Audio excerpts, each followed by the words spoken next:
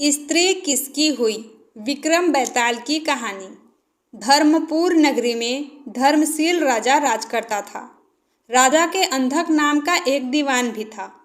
एक दिन दीवान कहता है, महाराज मंदिर बनवाकर देवी को बैठाकर पूजा की जाए तो बहुत बड़ा पुण्य मिलेगा। राजा दीवान के कहे अनुसार करता है। एक दिन देवी माँ प्रसन्न होकर राजा को वर मांगने को कहती है। धर्मशील राजा की कोई संतान नहीं थी तो उसने देवी से पुत्र प्राप्ति की मांग की। देवी ने बोला, अच्छी बात है राजा, तुझे बहुत बड़ा प्रतापी पुत्र प्राप्त होगा। कुछ दिन बाद राजा को एक लड़का हुआ। सभी राजा को पुत्र प्राप्ति की खुशी में खुश थे। एक दिन धोबी अपने मित्र के साथ उस नगर में आता है। धोबी की नज़र देवी के मंदिर पर गई। उसने देवी माँ को प्रणाम किया। उसी समय उसको एक धोबी की लड़की दिखी जो बहुत ही सुंदर और रूपवान थी। धोबी उसको देखकर उसकी तरफ आकर्षित हो गया। उसने मंदिर में जाकर प्रार्थना की, हे देवी माँ, यह लड़की मुझे मिल जाए तो मैं तुझ पर अपना शीश चढ़ा दूंगा।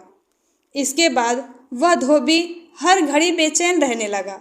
जब उसके पिता को उसके मित्र से पूरा हाल मालूम हुआ तो वह अपने बेटे की यह हालत देखकर लड़के के पिता के पास जाता है और उनसे अपने पुत्र का विवाह उसकी सुंदर कन्या से करने का आग्रह करता है।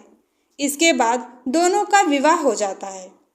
कुछ दिन के बाद लड़की के पिता के यहाँ उत्सव हुआ जिसमें लड़के को शामिल होने का न्योता आया तो वह अपनी पत्नी और मित्र के साथ लेकर चल दिया।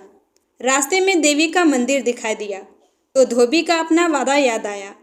उसने मित्र और अपनी पत्नी को थोड़ी देर रुकने के लिए कहा और खुद देवी के मंदिर में जाकर तलवार से अपना शीश काटकर देवी के चरणों में अर्पित कर दिया। जब देर हो जाने के पश्चात उसका मित्र देवी के मंदिर में गया तो देखा कि धोबी का शीश और शरीर दोनों अलग अलग पड़े हैं। उसने यह सोचा कि यह सब यही सोचेंगे कि उसने ही अपने मित्र की पत्नी, सुंदर पत्नी को हड़पने के लिए हत्या की है। इससे अच्छा है कि मैं भी इसी तलवार से अपना शीश काट लूं। इसके बाद उसने भी अपना शीश अलग कर लिया। बाहर खड़ी धोबी की पत्नी इंतजार में व्याकुल हो रही थी। थोड़ी देर बाद जब वो भीतर गई तो वह देखती है कि दोनों के सर धड़ से अलग पड़े हैं। वह सोचने लगी कि दुनिया बहुत बुरी है। यह सोचेगी कि इस औरत ने इन दोनों को मार दिया, इसलिए मेरी बदनामी हो। इससे अच्छा है कि मुझे मर जाना चाहिए। जैसे ही वह स्त्री तलवार को अपनी गर्दन पर रखती है, देवी प्रकट होती है। देवी कहती है, मैं तुझ पर बहुत प्रसन्न हूँ, तुम जो चाहे वर मांग लो। स्त्री बोली, हे देवी माँ, इन दोनों को वापस जिंदा कर दो।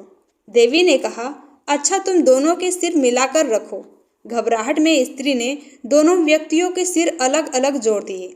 एक का शीश दूसरे के धड़ पर लगा दिए और दूसरे का धड़ पहले के सिर पर लगा दिए। जैसे ही देवी ने दोनों को जिंदा किया तो वे आपस में झगड़ने लगे। एक कहता मेरी स्त्री है, दूसरा कहता मेरी स्त्री है। इतनी कहानी सुनाने के बाद बैताल बोला, हे राजन, बताओ वह किसकी स्त्री हुई? राजा ने कहा, नदियों में गंगा उत्तम, पर्वतों में सुमेरु, वृक्षों में कल्प वृक्ष और अंगों में सिर। इसलिए जिस शरीर पर पति का सिर लगा हो वही उसका पति होना चाहिए। इतना कहकर बेताल पेड़ पर जा लटका। राजा उसे वापस पकड़कर लाता है और नगर को निकल पड़ते हैं।